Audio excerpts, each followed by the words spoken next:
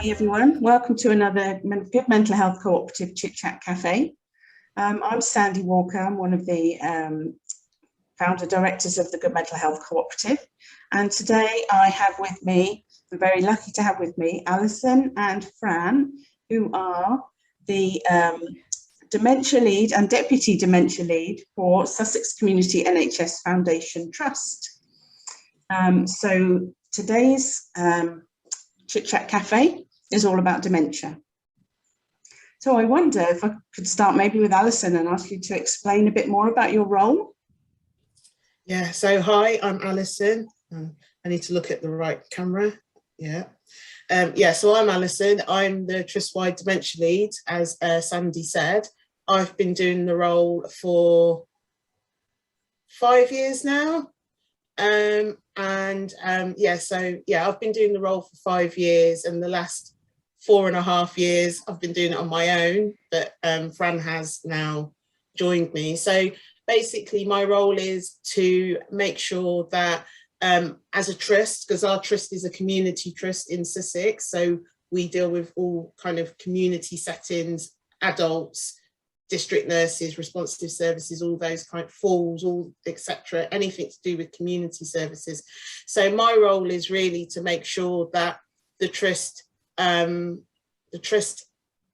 a whole and the staff within the trust have the right training, the right attitude,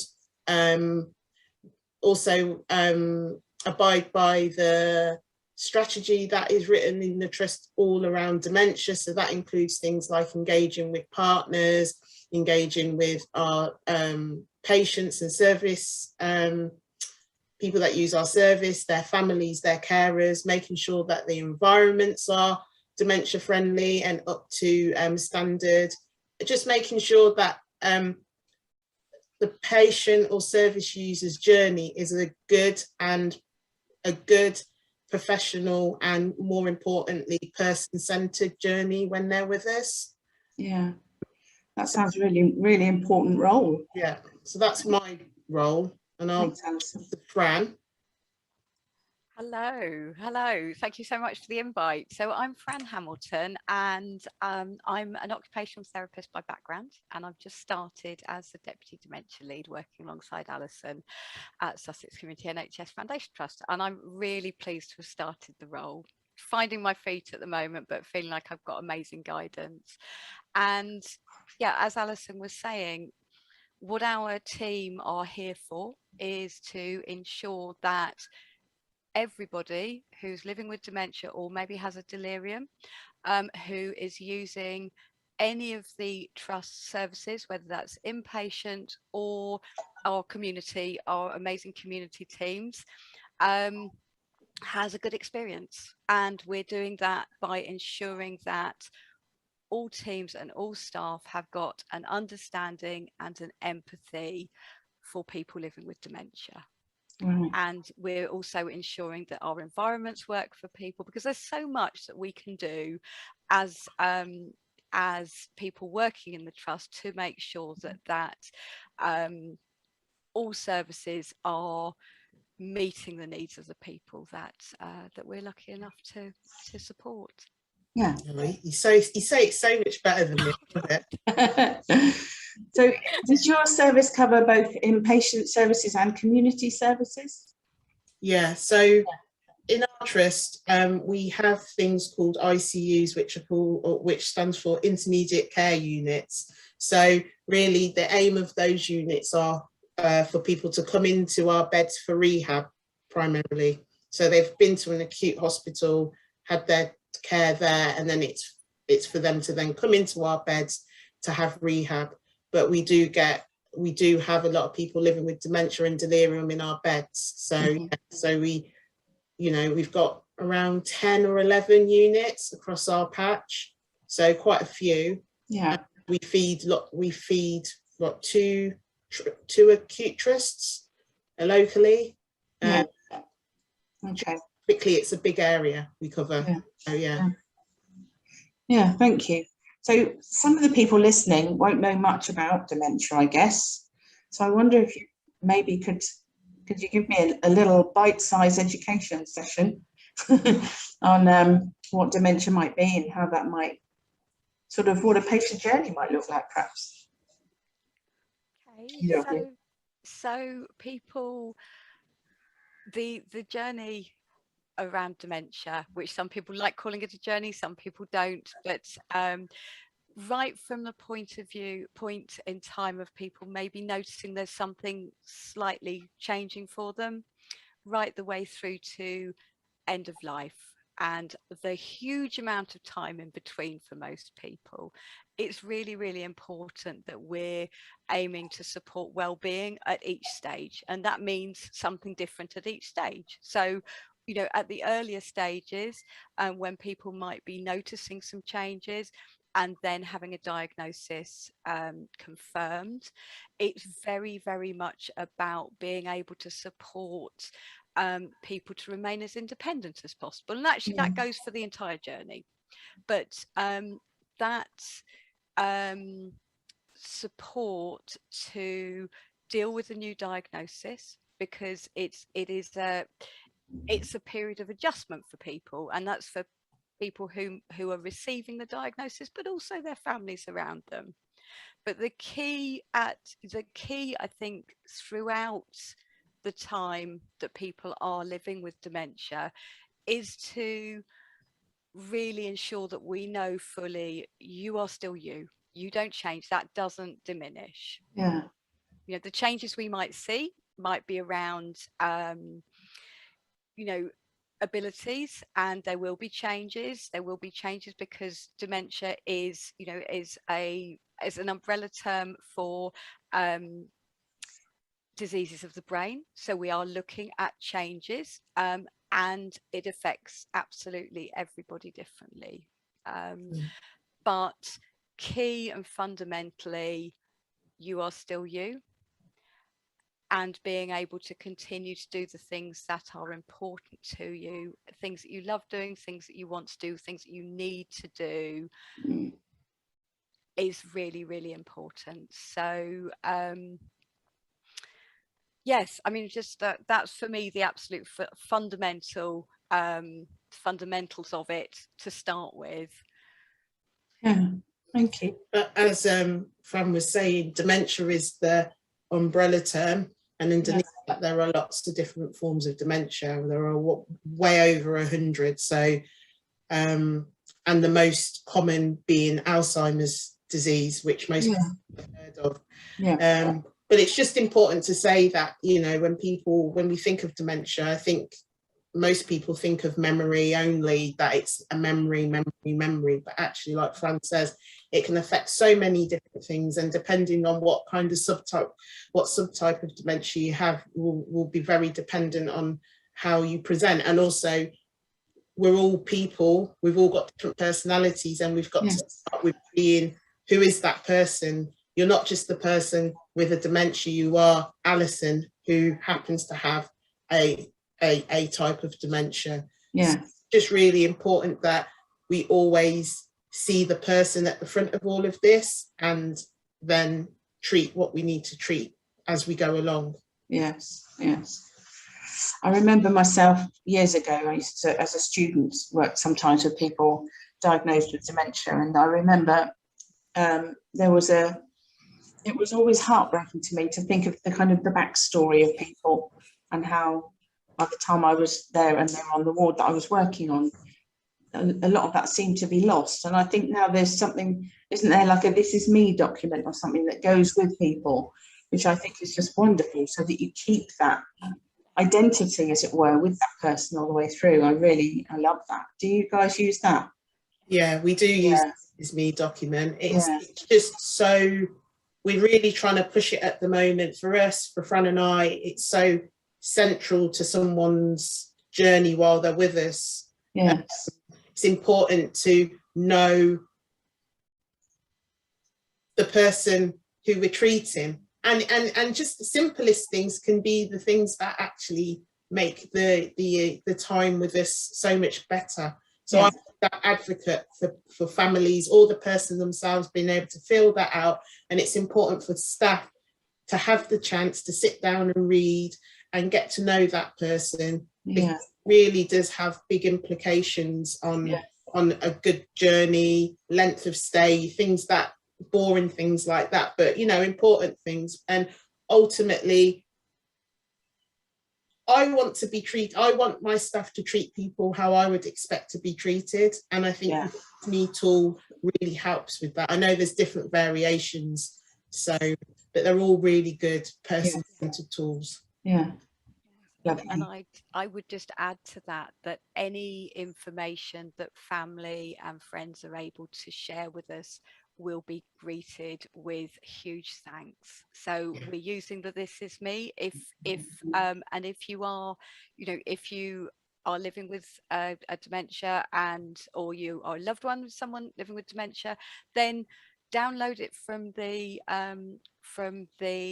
Alzheimer's Society website. Oh, okay. And actually that it's available. Any new settings that you go into or your loved one goes into, if you have dementia, then it should be welcomed. And from the trust point of view, we're now encouraging our staff to be asking family to do that if they'd like to. And it's really giving us that beautiful full picture of who you are. Yeah. Because it's not about us treating, your hip or whatever. It's who are you? You're with us for a little while, and actually let's make sure that we're able to get to know you, and everything we do is going to be informed by that. Yeah. Wonderful. So that sort of leads me nicely onto, we have a project at the moment called Solent Connections, which is for supporting carers.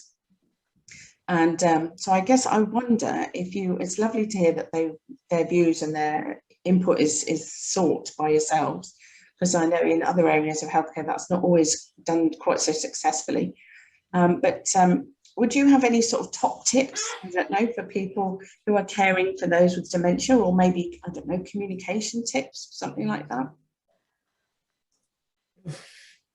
I always think give plenty of time and encouragement. Okay, yeah. So what can happen is that people can have some changes to mood and anxiety levels around a new diagnosis and later on, but also communication can become a little more difficult at times. And actually, if we know the situations that we sometimes find ourselves in, where life is more stressful, communication can be more difficult. So actually, by making sure that someone has our full attention when we're speaking to them, that encouragement, that eye contact, the smile, the relaxed pace, and just being there with them.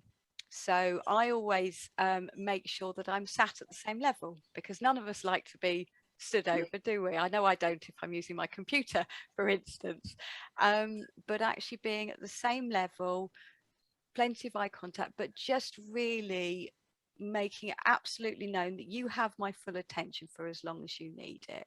And what can happen is that processing of information can take longer. So as dementia proceeds, that communication can take a little longer. So the time it takes for me, for instance, to process the question that I've been asked, or the last piece of a conversation that's happened, process my answer, and then give my response, is often longer than actually my listener might be used to. But it won't feel so long next time. If you give me the time that I need, you will be rewarded with me being able to respond.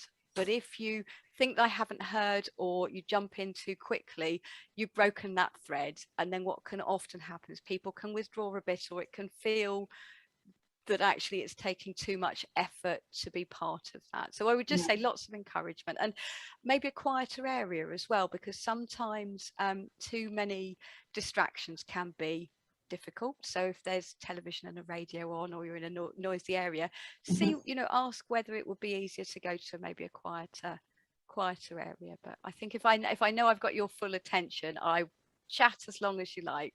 And I think for me, as a former Admiral nurse, so working with carers, so this is more for a carer, I would say, I think one thing that people used to be quite shocked that I asked is, what kind of carer do you want to be? Right. And I think that's a really important question, because, you know, I think sometimes we just assume that people are going to want to care for their loved one, and we don't ask. And actually empowering a carer by saying, what kind of carer do you want to be, I think is really fundamental, because, you know, some people want the whole carer, will want to do all aspects of caring, whereas some people that I used to work with would say, my loved one would never want me to do personal care, and I don't want to do that. That's just something I choose not to, you know, that's something that my wife never wanted me to do. It's not something I'm comfortable with. So I think it's just important to just ask what kind of carer do they want to be, because, you know, lots and lots of carers, they just become carers, but their wives, their husbands, their daughters, their sons. What I really was grateful for, that when I was able to do that, and still can do that to a certain extent now, is to make sure that relationship returns back to being that, not just being a carer, not just as professional seeing someone as a carer, but actually that relationship being able to go back to, that's my wife, that's my husband, that's my mum, that's my dad, because that's really important. And I think it's also about giving people the time to talk. Sometimes I think we can be a little bit frightened to ask someone how your day's been, because you think you're going to open the worms. But actually, for lots of people caring for loved ones who are living with dementia, you having that conversation with you might be the only conversation they have all day, and it might not necessarily open a can of worms. It's just nice sometimes for people to just have a normal conversation about normal everyday things. So I guess I would say, don't be afraid to just have a conversation with people. I think people are really grateful for that, really. Yeah, absolutely. Really, really important tips. Thank you. They feel really, really valid. Having recently had my first bout as a carer, apart from being a mother, and, you know, in the past, well, I still am, but, you know, all grown up. But I'm just asking myself that very question, Alison, that you said, because I found I've been a nurse all my adult life, but I found being a carer a completely different experience, and it didn't sit comfortably in the way that being a nurse does, which really surprised me. And that's given me food for thought. Thank you for that. So some of the best places to go, I guess you've already mentioned the Alzheimer's Society. Are there particularly good community resources that people could access? Well, I also am a big fan of the Dementia UK leaflets. They're very straightforward, they're very user-friendly, and I'm also a fan of their dementia helpline, where they're like real-life Admiral nurses on the end of the phone to be able to help people. But I guess we're in Sussex, you're in Hampshire, so it might be slightly different, but I would encourage people to seek out their local carer support services.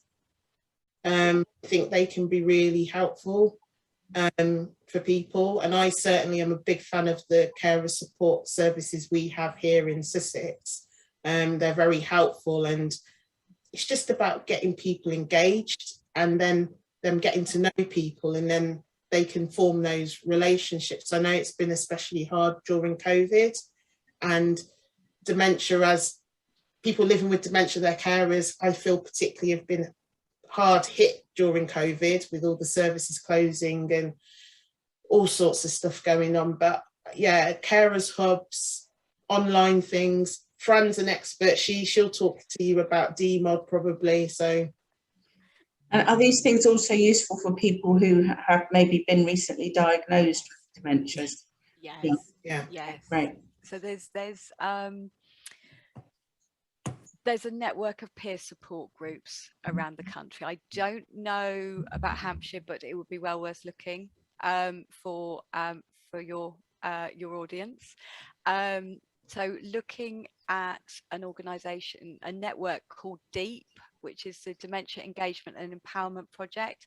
So just put in DEEP Dementia, and it's a network of over 80 groups around the country of people living with dementia, who find that meeting really helps. And you know, there's a lot of laughter in the groups. There's a lot of laughter, there's a lot of sharing feelings, there is and there'll probably be carers opportunities as well with something similar, but they do great stuff in terms of being able to support people past that really horrible stage of, oh my goodness, this is so huge, to okay, it's a new long-term condition I'm living with. And another organisation that is very helpful for people with some of the rarer types of dementias is Rare Dementias Support. Also worth having a look at. They include, I think, Lewy body dementia, semantic dementia, and posterior cortical atrophy, amongst others. So it's worth having a look at. They're very supportive as well. But just, and also just carrying on with the stuff that you like doing, you know, talk to your friends about it, both, you know, both partners. And I'd completely, you know, absolutely echo Alison's point. You know, it's those relationships remain, and they're so important to still be seeing each other as you always have done. Yeah, that's so lovely. Thank you so much, both of you. We've kind of run out of time for this one. And I'm really grateful. Thank you both for coming in and sharing your wisdoms with us. Thanks for having me. Enjoyed that, everyone. And we'll see you on another edition. Thank you very much. Bye. Bye.